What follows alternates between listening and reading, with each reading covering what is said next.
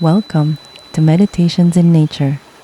This is a guided meditation for those studying the Master Key System by Charles Haanel. I offer this to you as a companion to your studies to facilitate the absorption and integration of the teachings. This is part 1 of 24.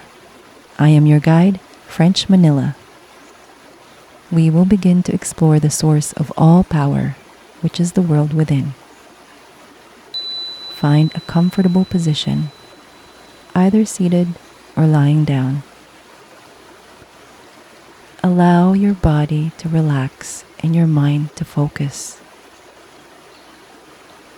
Let's begin with a gentle breathing exercise to center ourselves. Inhale for 4 seconds through your nose, filling your lungs completely. Hold the breath for 4 seconds.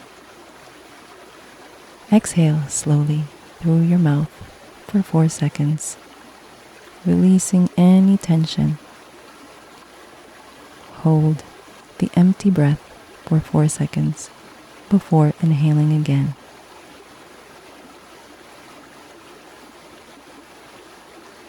We are going to repeat the cycle 3 more times. Allow each breath to bring you deeper into stillness. Anchor your intention. As you breathe, silently affirm, I am the creator of my reality. My thoughts shape my world. Let this intention guide you as we move forward. Inhale for 4 seconds through your nose, filling your lungs completely. Hold the breath. 3, 2, 1. Exhale slowly through your mouth. 3, 2, 1. Hold. 3, 2, 1. Inhale. 3, 2, 1. Hold. 3, 2, 1. Exhale. 3, 2, 1. Hold. 3, 2, 1. Inhale. 3, 2, 1. Hold. 3, 2, 1. Exhale. 3, 2, 1. Hold. 3, 2, 1.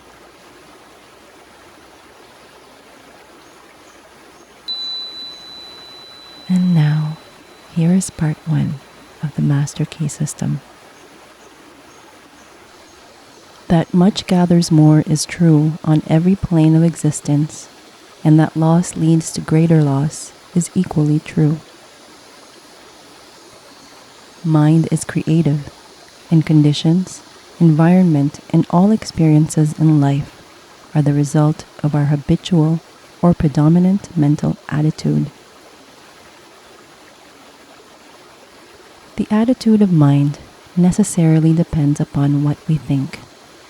Therefore, the secret of all power, all achievement, and all possession depends upon our method of thinking.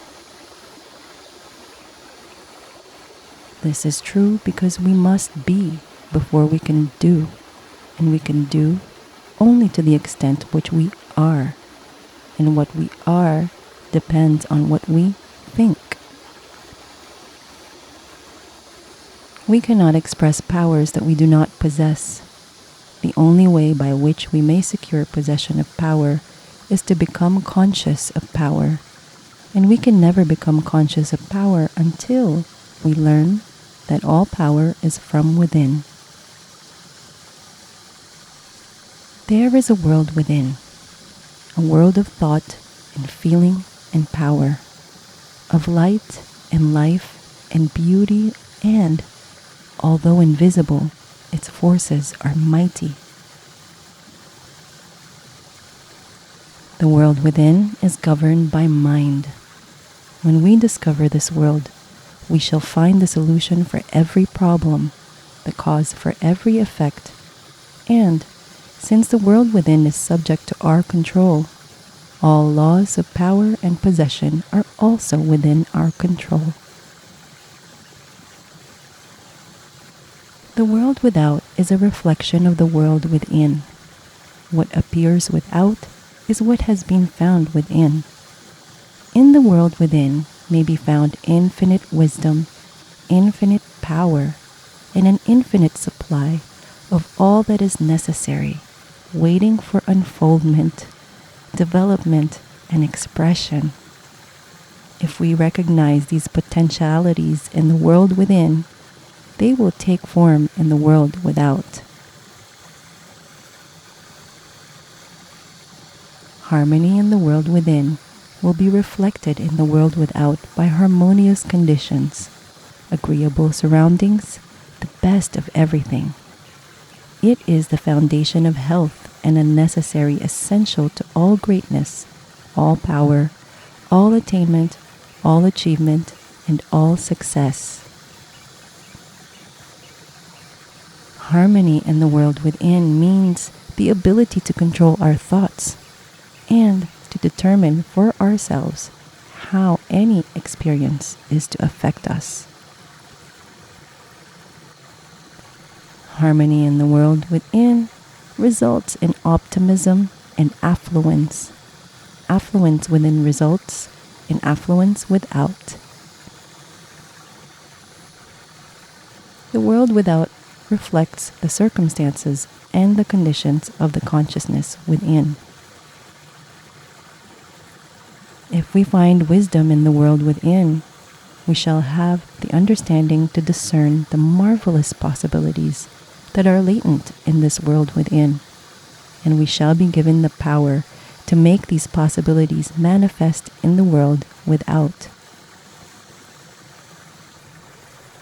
As we become conscious of the wisdom in the world within, we mentally take possession of this wisdom, and by taking mental possession, we come into actual possession of the power and wisdom necessary to bring into manifestation the essentials necessary for our most complete and harmonious development. The world within is the practical world in which the men and women of power generate courage, hope, enthusiasm, confidence, trust, and faith, by which they are given the fine intelligence to see the vision and the practical skill to make the vision real. Life is an unfoldment, not accretion. What comes to us in the world without is what we already possess in the world within. All possession is based on consciousness. All gain is the result of an accumulative consciousness. All loss is the result of a scattering consciousness. Mental efficiency is contingent upon harmony. Discord means confusion. Therefore, he who would acquire power must be in harmony with natural law. We are related to the world without by the objective mind. The brain is the organ of this mind, and the cerebrospinal system of nerves puts us in conscious communication with every part of the body. This system of nerves responds to every sensation of light, heat, odor, sound, and taste. When this mind thinks correctly, when it understands the truth, when the thoughts sent through the cerebrospinal nervous system to the body are constructive, these sensations are pleasant, harmonious. The result is that we build strength, vitality, and all constructive forces into our body, but it is through the same objective mind that all distress, sickness, lack, limitation, and every form of discord and inharmony is admitted to ourselves. It is therefore through the objective mind, by wrong thinking, that we are related to all destructive forces. We are related to the world within by the subconscious mind. The solar plexus is the organ of this mind. The sympathetic system of nerves presides over all subjective sensations such as joy, fear, love, emotion, respiration, imagination, and all other subconscious phenomena. It is through the subconscious that we are connected with the universal mind and brought into relation with the infinite constructive forces of the universe. It is the coordination of these two centers of our being and the understanding of their functions which is the great secret of life. With this knowledge, we can bring the objective and subjective minds into conscious cooperation and thus coordinate the finite and the infinite. Our future is entirely within our own control. It is not at the mercy of any capricious or uncertain external power. All agree that there is one principal consciousness pervading the entire universe, occupying all space, and being essentially the same in kind at every point of its presence. It is all-powerful, all wisdom, and always present. All thoughts and things are within itself. It is all in all. There is but one consciousness in the universe able to think, and when it thinks, its thoughts become objective things to it. As this consciousness is omnipresent, it must be present within every individual. Each individual must be a manifestation of that omnipotent, omniscient, and omnipresent consciousness. As there is only one consciousness in the universe that is able to think, it necessarily follows that your consciousness is identical with the universal consciousness. Or, in other words, all mind is one mind. There is no dodging this conclusion. The consciousness that focuses in your brain cells is the same consciousness which focuses in the brain cells of every other individual. Each individual is but the individualization of the universal, the cosmic mind. The universal mind is static or potential energy. It simply is. It can manifest only through the individual, and the individual can manifest only through the universal. They are one. The ability of the individual to think is his ability to act on the universal and bring it into manifestation. Human consciousness consists only in the ability of man to think. Mind in itself is believed to be a subtle form of static energy, from which arises the activities called thought, which is the dynamic phase of mind. Mind is static energy. Thought is dynamic energy, the two phases of the same thing.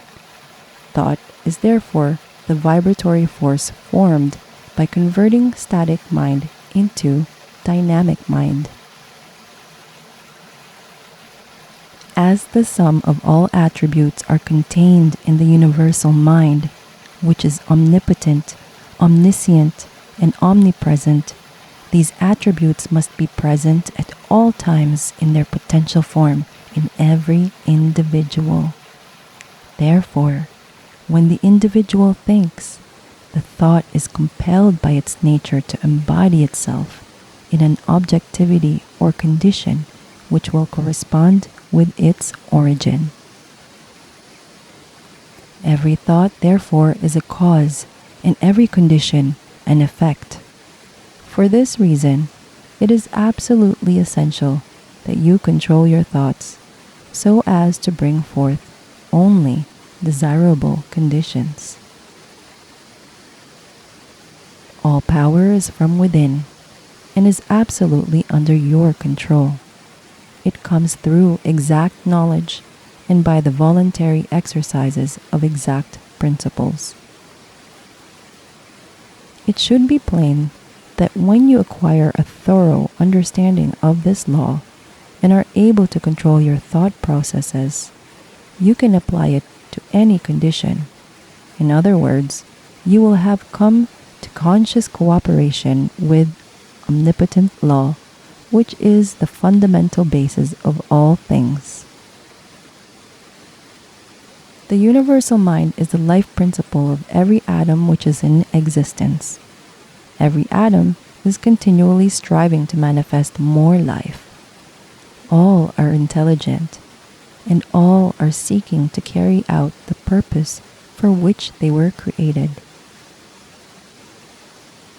A majority of mankind lives in the world without. Few have found the world within, and yet it is the world within that makes the world without. It is therefore creative, and everything which you find in your world without has been created by you in the world within. This system will bring you into realization of power, which will be yours when you understand this relation between the world without and the world within. The world within is the cause, the world without the effect. To change the effect, you must change the cause. You will at once see that this is a radically new and different idea. Most men try to change effects by working with effects. They fail to see that this is simply changing one form of distress for another. To remove discord, we must remove the cause, and this cause can be found only in the world within. All growth is from within. This is evident in all nature. Every plant, every animal, every human is a living testimony to this great law, and the error of the ages is in looking for strength or power from without. The world within is the universal fountain of supply, and the world without is the outlet to the stream. Our ability to receive depends upon our recognition of this universal fountain, this infinite energy of which each individual is an outlet, and so is one with every other individual. Recognition is a mental process. Mental action is therefore the interaction of the individual upon the universal mind. And as the universal mind is the intelligence which pervades all space and animates all living things, this mental action and reaction is the law of causation. But the principle of causation does not obtain in the individual, but in the universal mind. It is not an objective faculty, but a subjective process, and the results are seen in an infinite variety of conditions and experiences. In order to express life, there must be mind. Nothing can exist without mind. Everything which exists is some manifestation of this one basic substance from which and by which all things have been created and are continually being recreated. We live in a fathomless sea of plastic mind substance. This substance is ever alive and active. It is sensitive to the highest degree. It takes form according to the mental demand. Thought forms the mold or matrix from which the substance expresses. Remember that it is in the application alone that the value consists, and that a practical understanding of this law will substitute abundance for poverty, wisdom for ignorance, harmony for discord, and freedom for tyranny. And certainly, there can be no greater blessing than these from a material and social standpoint. Now make the application. Select a room where you can be alone and undisturbed. Sit erect, comfortably, but do not lounge. Let your thoughts roam where they will, but be perfectly still for from 15 minutes to half an hour. Continue this for 3 or 4 days or for a week until you secure full control of your physical being. Many will find this extremely difficult. Others will conquer with ease. But it is absolutely essential to secure complete control of the body before you are ready to progress. Next week, you will receive instructions for the next step. In the meantime, you must have mastered this one. Now let us enter a brief visualization to connect with the power of your thoughts. Imagine a serene garden where every thought you plant grows into a beautiful flower. Each flower represents a desire, a goal, a dream. As you walk through this garden, notice the flowers that resonate with your heart.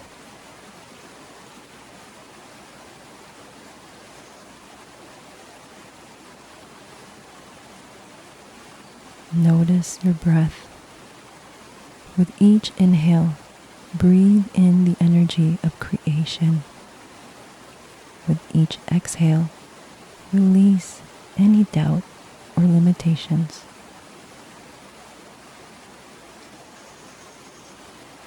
Inhale creative energy. Exhale as you release doubts and fears. Breathe in the loving energy of creation. And exhale, release your worries. Feel the warmth of the sun illuminating your path. As you leave the garden, carry the beauty of your thoughts with you, knowing that you have the power to manifest your reality.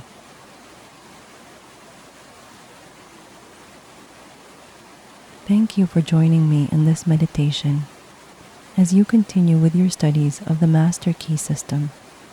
Remember that your thoughts are the keys to your creation. You may wish to return to this meditation as you progress through Part 1, deepening your connection to its teachings. May you walk your path with clarity, purpose, and the knowledge that you are the creator of your own reality. The light that I am sees the light that you are. Namaste.